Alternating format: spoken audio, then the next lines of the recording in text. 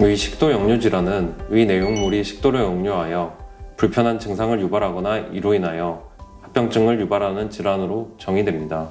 위와 식도 사이에는 하부 식도 괄약근이라는 근육이 있습니다.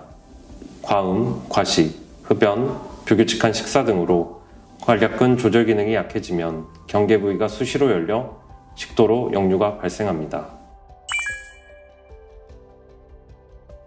위식도 역류질환 환자의 경우 대부분이 가슴이 쓰리다, 화끈거리고 따갑다라고 말씀하십니다. 위식도 역류질환의 대표적인 증상으로는 가슴 쓰림과 신물이 넘어오는 증상입니다. 이러한 증상이 있다면 위식도 역류질환으로 추정 진단할 수 있습니다. 추가로 비전형적인 식도의 증상으로는 흉통, 만성기침, 쉰 목소리, 천식, 목 이물감 등이 있습니다. 내시경을 해도 절반 이상은 식도 점막 손상 같은 소견이 보이지 않기 때문에 주로 증상과 문진을 가지고 진단을 합니다. 내시경 검사는 다른 기질적인 질환을 배제하고 식도 점막의 손상 및 합병증 진단을 위하여 권장됩니다.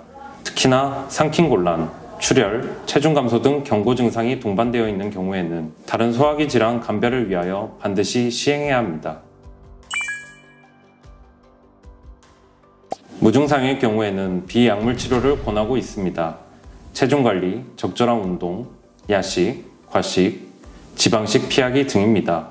일반적인 약물 치료는 증상 개선을 보며 용량을 줄여야 하는데 증상이 없는 경우 무분별하게 약물을 오래 먹게 되는 문제가 발생합니다. 따라서 무증상인 경우에는 비약물 치료로 충분하다고 생각합니다. 위식도 역류질환의 가장 기본적이며 중요한 치료는 약물 치료이며 1일 1회 양성자 펌프 억제제 표준 용량을 최소 4에서 8주간 투여하는 것입니다. 생활습관 개선은 증상의 개선이나 재발 방지에 도움이 됩니다.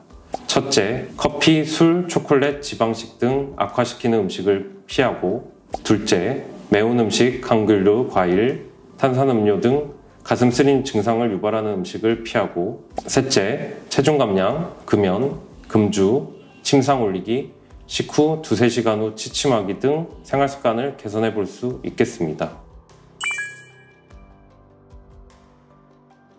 일단 위식도 역류질환이 아닐 가능성을 검토해 봅니다.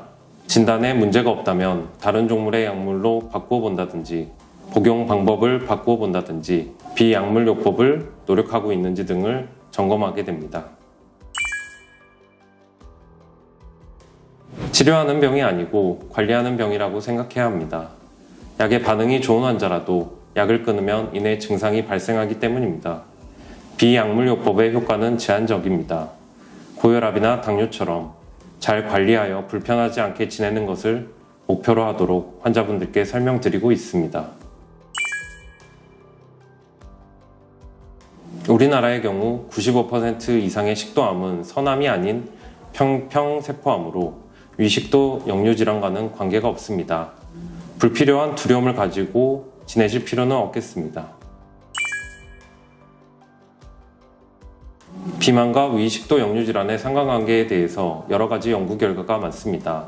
아직 기전은 명확치 않으나 복압의 상승, 하부 식도 괄약근의 이완, 산 청소 지연 등 많은 요인들이 관련되어 있다고 알려져 있고 증상을 악화시키기 때문에 체중 감량은 병을 관리하는 데 매우 중요합니다.